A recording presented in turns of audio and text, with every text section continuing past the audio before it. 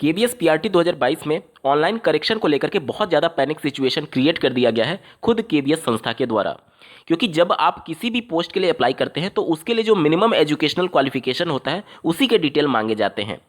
ये common sense की बात थी कि जब आप आवेदन करने जाते हैं तो वहाँ पर बीएड जब आपको सेलेक्ट करने के लिए दिया जा रहा है या फिर डीएलएड सेलेक्ट करने के लिए दिया जा रहा है तो वहाँ पर उसी के डिटेल मांगने चाहिए थे।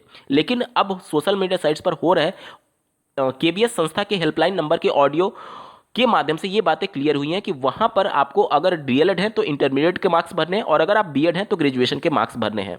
इन सब के बीच अगर आप अपना करेक्शन नहीं करते हैं, कहने का मतलब कि बीएड है तो बीएड के ही डिटेल भरें और डीएलएड है तो डीएलएड के ही डिटेल भरें, और करेक्शन नहीं कर पाते हैं किसी भी कारणवश, क्योंकि बहुत सारे अभ्यर्थी का कुछ गलती होने की वजह से उन्होंने एक बार करेक्शन करते हुए फॉर्म को सबमिट कर दिया होगा, तो ऐसे अभ्यर्थी के पास अब पुनः अवसर नहीं होता है क्योंकि एक ही बार करेक्शन का मौका ही मिलता है, तो उनके पास तो कोई मौका है ही नहीं। और अगर बहुत से अभ्यर्थी करेक्शन नहीं कर पाते हैं तो क्या उनका फॉर्म रिजेक्ट हो जाएगा? ऐसे तमाम प्रश्न जो आपके मन में उठ रहे होंगे सबका डिटेल में बात करेंगे, अंत तक जुड़े रहिएगा। नमस्कार दोस्तों, मेरा नाम है नीरज और आप देख रहे हैं कि कैरियर बिट यूट्यूब चैनल। अगर आप इस चैनल पर पहली बार विजिट कर रहे हैं तो इसको सब्सक्राइब करते हुए बेल आइकन को प्रेस करना ना भूलें। बहुत से अभ्यर्थियों का ये कमेंट के माध्यम से प्रश्न आ रहा था कि आपने पहले वहां पर बीएड के डिटेल बताए थे, डीएलएड के डिटेल बताए थे और अब आप इंटरमीडिएट और ग्रेजुएशन के डिटेल बता रहे हैं। देखिए, ये चीज़ें कॉमन सेंस वाली बातें थी कि जब भी आप किसी भी फॉर्म में अप्लाई करने जाते हैं तो वहां पर जो मिनिमम एजुकेशनल क्वालिफिकेशन होता है उसके ही डिटेल मांगे जाते हैं। जब आप फॉर्म आवेदन कर रहे थे तो वहां पर 4 ही ऑप्शन खुल ही रहा था, एक तो बीएड का, एक डीएलएड का, एक डीएड का स्पेशल एजुकेशन में और एक 4 वर्षीय बीएलएड कोर्स का। अब आप खुद बताइए कि जब आप कोर्स सेलेक्ट कर रहे हैं बीएड तो ग्रेजुएशन की डिटेल आपसे क्यों मांगी जाएगी? जब आप कोर्स सेलेक्ट कर रहे हैं डीएलएड तो आपसे इंटरमीडिएट के डिटेल क्यों मांगे जाएंगे? ये फालतू का जो एक झमेला खड़ा किया गया केवीएस संस्थान के द्वारा, क्योंकि आप यही वेबसाइट आप सीटेट में भी देखते होंगे तो वहां पे तो आपको कोई भी कंफ्यूजन नहीं होता था कि आपको बीएड के डिटेल भरने हैं या फिर ग्रेजुएशन के डीएलएड के भरने हैं या फिर इंटरमीडिएट के।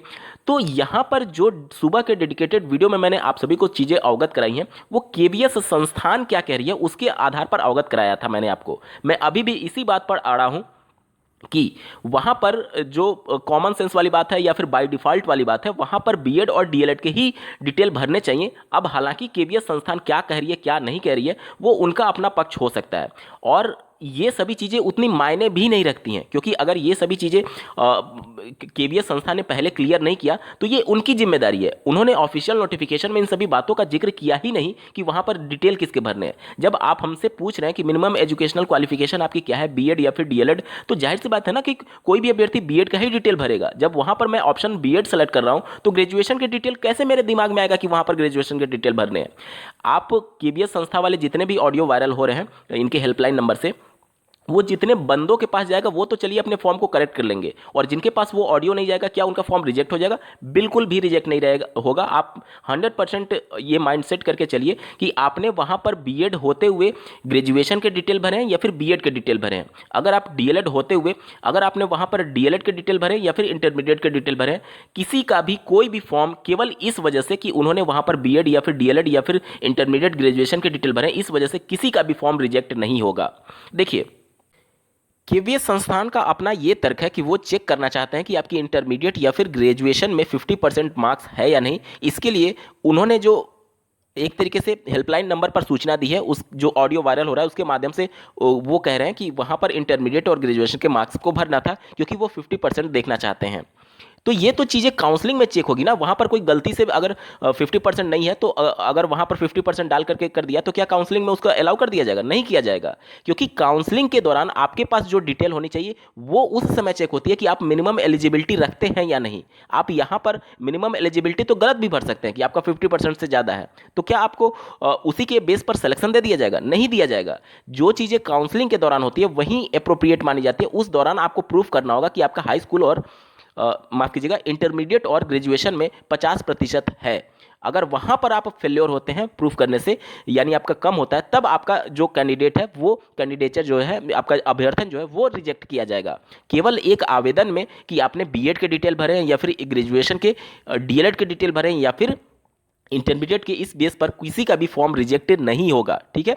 और वैसे भी मैं बता दूं कि किसी भी जो बोर्ड होती है, जो संस्था होती है, उनके द्वारा केवल उस फील्ड को प्रभावित किया जाता है या फिर काउंसलिंग के दौरान उस अभ्यर्थी को प्रभाव पड़ेगा उसका कि अगर ऐसा कोई फील्ड जिसमें आपने गलती की है वो डायरेक्टली अगर आपके मेरिट से जुड़ा हुआ है तो वो पूरी तरीके से आपका अभ्यर्थन कैंसिल कर देता है। जैसे कि आपके अगर कैटेगरी में कुछ गलती हो गया, क्योंकि कैटेगरी वाइज अलग अलग मेरिट बनती है। इसके अलावा अगर उत्तर प्रदेश की बात करें तो यहाँ पर अगर एकेडमिक मार्क्स जुड़ता है शिक्षक भर्ती प्रक्रिया में, तो यहाँ पर अगर एकेडमिक डिटेल में आपने गलती कर दी है, यहाँ के फॉर्म में अगर नंबर भरने में गलती कर दी है, तब कोई दिक्कत होता। वहाँ पर केवीएस के लिए जो चयन प्रक्रिया उसमें एकेडमिक मार्क्स का तो वेटेज ही नहीं है, उसको जोड़ना ही नहीं है। तो वहां पर आप किसी का भी डिटेल भर दे कोई भी फर्क पड़ता ही नहीं है। वहां पर आप बीएड के भरे हैं, डीएलएड के भरे हैं, ग्रेजुएशन के भरे हैं, इंटरमीडिएट के भरे हैं, कोई भी फर्क नहीं पड़ेगा। आपको सिर्फ काउंसलिंग के दौरान ये प्रूफ करना होगा कि हाँ मेरा 50% या फिर इससे ज्यादा था। बावजूद इसके अलावा उसका वहां पर क्या फील्ड आपने भरा कोई भी मतलब नहीं है, कुछ भी प्रभाव नहीं पड़ेगा। सिर्फ और सिर्फ आपकी कैटेगरी सही होनी चाहिए, आपके बेसिक डिटेल सही होनी चाहिए, जैसे कि आपका नाम, आपके फादर नाम, ये सभी चीजें एक तरीके से सही होनी चाहिए। बाकी आपने वहां पर क्या भरा है उससे कोई भी फर्क नहीं पड़ेगा। अगर आप बीएड भर दिए हैं, करेक्शन नहीं भी करना चाहते हैं तो भी कोई दिक्कत नहीं है। करेक्शन करके अगर आपने ग्रेजुएशन कर दिया है तो भी कोई दिक्कत नहीं है। अगर आप डीएलएड भर दिए हैं और नहीं करेक्शन करना चाहते हैं तो भी कोई दिक्कत नहीं है। डीएलएड भरे थे और अब इंटरमीडिएट करेक्शन करके कर दिए हैं तो भी कोई दिक्कत नहीं है। वहां पर उसके डिटेल का कोई भी मतलब नहीं है, क्योंकि वो आपके अभ्यर्थन को कैंसिल करने वाला है ही नहीं। क्यों नहीं है? क्योंकि उसका सीधे तौर पर आपके मेरिट से कोई भी लेना देना है ही नहीं। और जहां तक केवीएस संस्थान ये कह रही है कि हम 50% चेक करना चाहते हैं, तो वो चीजें काउंसलिंग में चेक होती हैं।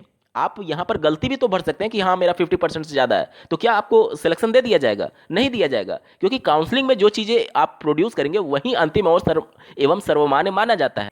वहां पर आपके क्या डिटेल भरे गए हैं, क्या डिटेल नहीं भरे गए हैं, उसे कोई मतलब लेना ही देना नहीं है।